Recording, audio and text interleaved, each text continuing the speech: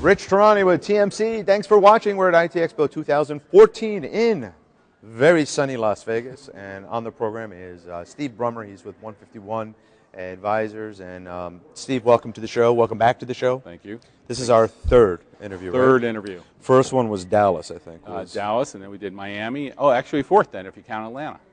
Okay, so yeah, fourth one. interview. Yep. Fantastic. So let's start at the top in case there's a company out there that doesn't know what you guys do. Great. So 151 is a 7-year-old strategy advisement consulting firm for high-tech companies. We help companies in a lot of different ways from beginning to end in their strategies for getting to market in North America and around the world. So we do everything from establishing companies, everything from tax ID numbers and accounting and addresses and phone numbers, all the way through building a go-to-market strategy, sales, marketing, business channels. How are they going to go to market with resellers or direct selling approaches?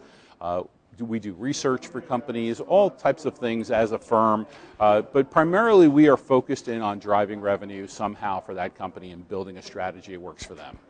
That's what we do on a worldwide basis. Fantastic. So at what point should a company reach out to you? And someone's watching this video right now, they're thinking, do I need 151 Advisors? How do they know? Well, if you're an international client, a potential client, and you're looking to come into North America, because as I said to you several times, most people still think that our streets are paved with gold. So if you're an international company, even a medium-sized or a large company, and you want to come to North America, we are your one-stop shop. We provide you with everything that you need to get started in America. So if you're an international client, that's a great move for us. Use us, come work with us, and we'll get you going. It probably takes about 6 months to a year to get you going, and then we kind of get backfilled with other employees from the company to take on all the work that we've done and move on. If you're a US-based firm, one of the biggest things is that a lot of entrepreneurs get funding. They're very technically astute. They have a great widget, product, service, app, whatever they are, and they need the connections. They need to understand where distribution needs to come from, and they just need help taking that technology to market. And so that's where we fill the gap, because we have practices in the wireless and mobile computing area, mobile security. We're heavily into mobile enterprise. We have an IoT M2M practice, that one of the things we wanted to talk about today. So we're in a couple of different strategic vertical markets for companies, and those companies are the ones that need the most help. What trends have you seen in the last few years? That people actually are accepting help from the outside, that they don't feel like they know it all. We find a lot of technology, and I know my partners are going to laugh at this one, but we look at geeks that have a hard time selling something and are positioning it and marketing their product. And those are really great opportunities for us. So we work with VCs and private equity firms and investment groups. Most of the time our clients have already had some type of investment already in them by somebody. We're not really good with the truly small companies that are just starting to get funding, because we're not a venture capital firm. We work with them to help drive those companies forward. But the trends that we're seeing right now are really coming up with innovative technology, trying to figure out, anybody can come up with an idea, it's selling that idea. So even tomorrow I'm giving a speech here on how to make money in mobile enterprise. Because somebody has to make money somewhere along the line when well, it's either your friends and family, and so your grandmothers and your mothers and your cousins and nephews are all going to be mad at you because you spent their money and they haven't gotten anything back, or the VC is going to be a little ticked off at you. So I'm all about giving an idea of how to make money. What are you looking for from a market? Are you priced right? Is there competitive pressure on you to have a low ball price on something, and you really may not need to do that? So we try and come up with strategies for being able to take things to market and how you go to market. Are you a total internet sales play? Different strategy, different way of going to market. If you're going through distribution, which distributors are going to use?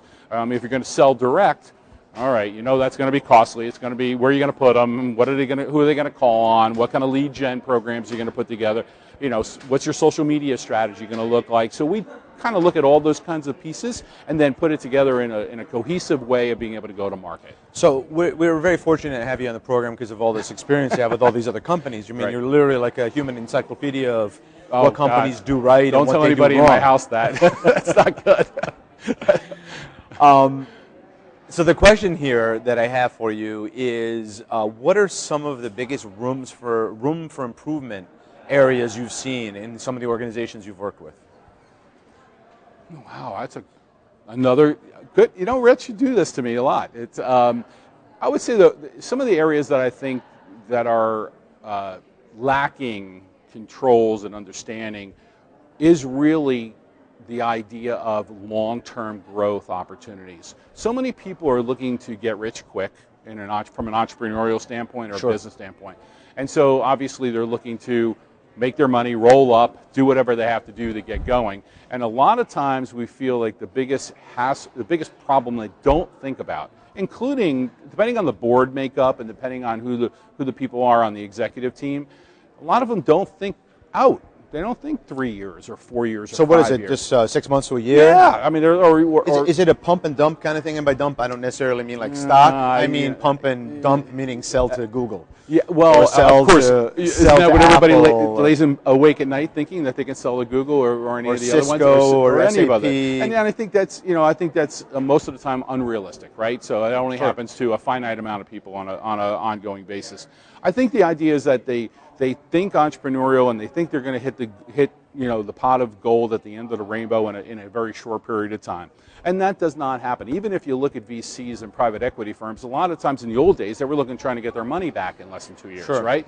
Today, that's not the strategy as much. It's a little longer term, 3, 4, 5 years out. So you, as an owner of the business or a technology innovator who's building things for people, you need to start to look at the strategy of saying, okay, do I need a recurring revenue model? Is that going to generate more subscribers, more recurring revenue, which is going to give me a better valuation in the long term? So we look at people and say, okay, well, okay, great, here's your short hit, but where's the next product? I mean, we talk to some companies that only have one product, and then we start sitting down and go, well, what's your roadmap look like?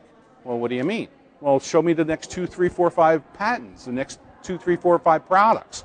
And a lot of people sometimes don't have that vision, and then that's a hard thing. So we're seeing a lot of those kinds of companies that then we try and find other people for them to partner with that may have a better vision, that may have other products that fit into the roadmap for them so that they can help accelerate their growth. So Steve, we talked a little bit off camera on this topic, and I was just hoping that we can, in an objective manner, you're a company that advises organizations where they should locate.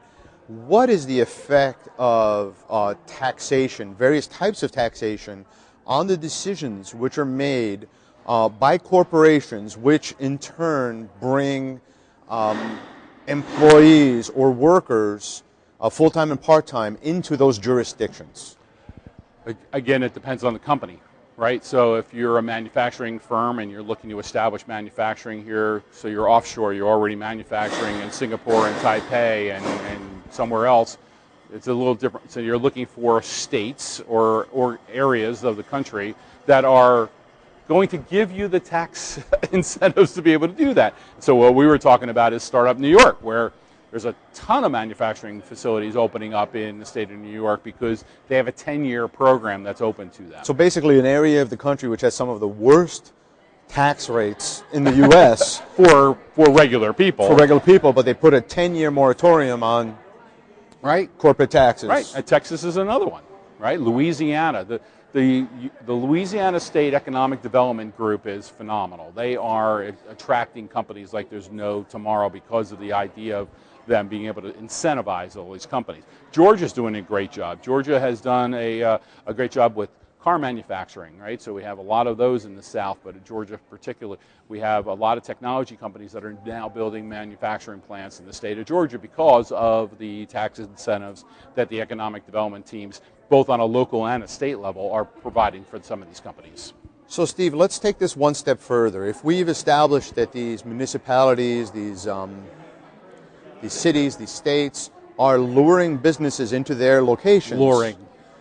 Is that a word? I mean, well, they're incenting them. The founders, right? The founders wanted this kind of push and pull of the states to be able to fight, the founders of the country to be able to fight it out and to try different things and see which ones would win out. And that's kind of what we have here. We kind of have this petri dish of innovation called the United States. So if we've established that these areas that are that offer, I guess, better tax rates are drawing in more companies. Does that show the federal government that they really are hurting the United States citizen, the taxpayer, the voter, the potential worker, because of the high tax rates in the U.S. as compared to the rest of the world? Definitely an issue. Again, you're talking about 2 weeks in a row in Fortune magazine talking about inversion. Personally, I think it is definitely un-American. There are companies that are taking their corporate environments to another country just to avoid paying the 35% corporate tax. We see companies that are offshore wanting to come here, and they're not going to fall into that trap. We help them establish a subsidiary in the United States because we're worried about where the IP is located. But it also then is a byproduct that the tax scenario is not going to be here for them as much, right? Because of the way the sales are set up. I just think I think we're going to have to do something not only in a broad base on our tax base and what that percentage is on the 35 and get it down to something, 25, 20%, something to keep people incentive to continue to grow business. And wow, what about the idea of us buying an international company and bringing them here to the United States and merging them instead of us sending them to Ireland or sending them to Switzerland like we are now in the pharmaceutical market. You mentioned off camera that Canada's had some success, right? Yeah. What have they been doing? Well, Canada has a lower tax rate, a corporate tax rate than we do. They have incentive areas in the Toronto area for one, Vancouver being the second, where those companies that are going up there, the economic development teams for Quebec, for the Ontario province are phenomenal. They are doing things like helping you with housing, helping you with establishing office space, giving you the incentives that are necessary to work with the local governments there. So you're looking at a lot of different ways of being able to get into those particular areas. And the other one I told you about was Costa Rica. I mean, Costa Rica's got call centers that are set up there.